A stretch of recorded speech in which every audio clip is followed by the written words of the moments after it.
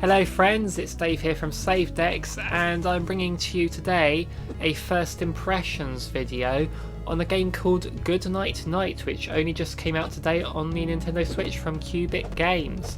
Now this game got our attention because we are big fans of Rogue Heroes, which came out earlier this year, and this game seemed to be in a similar vein to that. And this game was launching at just over £10, but if you already owned a Qubic Games game from the list they put up, then you got a 50% discount right off the bat with this one. So I was like, well, it's just over a £5, why not? This looks pretty cool. Let's take a look at it. So before I tell you about what my first thoughts on this game are, make sure you hit that subscribe button down below if you want to join the party and keep up with our future videos. We also have a Discord, which is also linked in the description, with a very active and welcoming community, a lot of friendly people there. So if you want to join us, then feel free. Everyone will welcome you with open arms.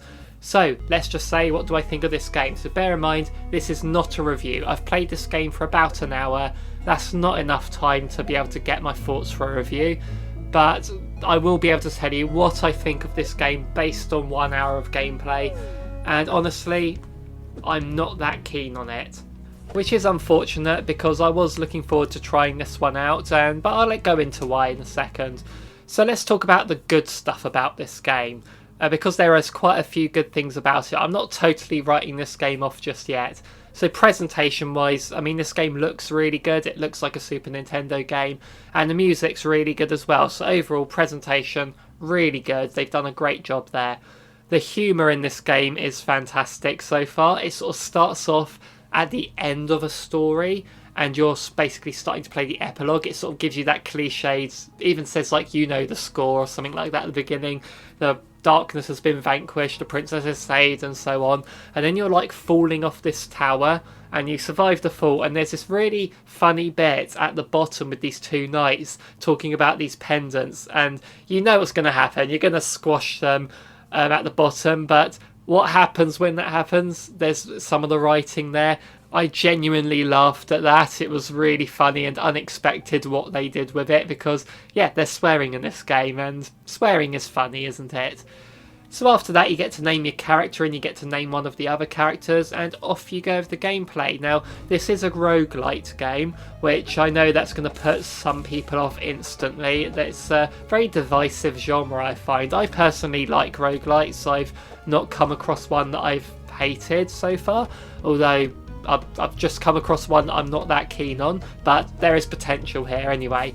So how it starts off is you move incredibly slow, which is fine because I got this upgrade where I could hold Y to run more.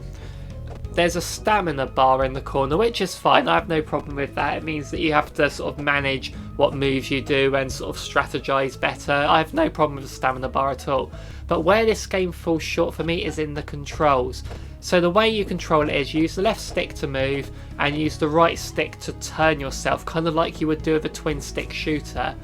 But this isn't a shooter, you've got a sword, and you press ZR to swing your sword, and it's kind of slow and a bit clunky in the combat that I just couldn't get the hang of it. But it is still early days with this, and you know, I might get the hang of it as it goes on, but on first impressions I'm finding this quite unintuitive, the way the combat is.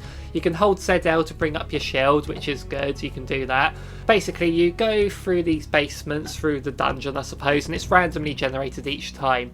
And you get power-ups, you get all that to upgrade yourself and EXP, all that stuff. When you die, you go back to the tent outside. You can unlock elevators that take you to a floor like every 3 or 4 floors, I think it is, which is obviously as you'd expect from this genre, and it gets you down further. Really, that's basically the gist of it. But when you die, there's this term they're using called overburdened, where the power-ups you have, these extra abilities, ones that can increase your speed, increase your strength and so on, one that lets you pick things up, you can only have so much of that. Like 14 points or whatever they're measuring that on, and I had 16, so I had to get rid of some abilities so you're not overburdened, so that it didn't add up to more than 14. And I just kind of would have preferred if that wasn't there. I would have preferred it's just, I've got this ability, let me keep it for the next run, but you sort of have to manage it, which I suppose I can get into that. in a way, but I'd have preferred you get an ability, just let me keep it. There's different things you can do within the tent, which I didn't really understand. I don't think it really explained it well, and I find the menus really awkward because you're not just pressing up and down to select through options on the menu. You've got this cursor to select things. Even when naming the characters, it was kind of awkward because a letter would be highlighted, which made me think I could press A to select that letter, but no, unless the little dot is completely over the letter, you can't select that letter even though it's highlighted. That was kind of weird as well. But it's just little things like that just sort of made it just seem, again, unintuitive, and I really wasn't enjoying how this game controlled mainly, but hopefully it will get better as I get more abilities and upgrades in the XP, but the game didn't really do a good job communicating to me how the game works. Another thing that I know the trailer sort of made a thing of was you have this light shining out of you, which is basically your line of sight, I suppose, and enemies don't show up even though you can see the whole room or like what's on the screen. Unless it's in that light, any enemies or objects will not appear unless they're in your light. So I didn't enjoy that aspect of it either.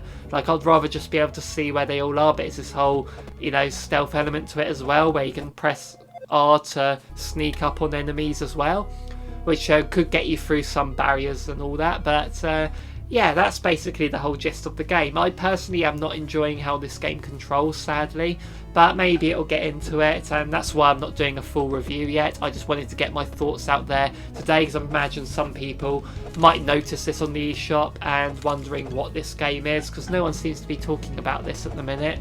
So I thought I'd just give out my first impressions. My opinion might change on it, but I would say 99% of the time when I play a game, I know within the first hour if it's a game I like or not.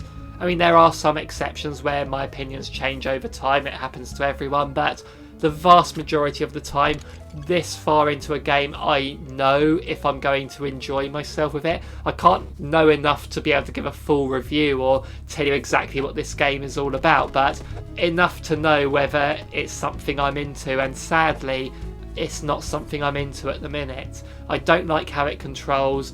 The whole roguelite nature of it, I'm into that. I really like that. I love the presentation. I love the humour in it. There's some great stuff here, so that's why I'm going to keep on giving this game a chance over the weekend. But on first impressions, the gameplay itself, I'm not really enjoying. I'd say if you're curious about this game, you like the look of it, or a game of this type, I'd say go with Rogue Heroes instead right now. But I will bring you another video on this game if my opinion changes. I'll also Sophie's not tried it yet, and I think there's co-op, it seems to be, as well. So when Sophie's able to give it a go, I'll see what she thinks of it. We'll try out the co-op. If my opinion changes, I'll bring out another video doing a full review of this game when I've obviously played it enough to get you a review. But if you don't hear from me about this game again, that means my opinion hasn't changed. I just haven't gotten into it. So sadly, it's one that I thought could be pretty cool, but it's done quite a few things really good, but it's just the main meat of it, the way it controls and the gameplay itself, it's just not really for me at the minute. So that's basically my first thoughts on this game. What do you guys think of it if you've actually played it? Do you like the look of it?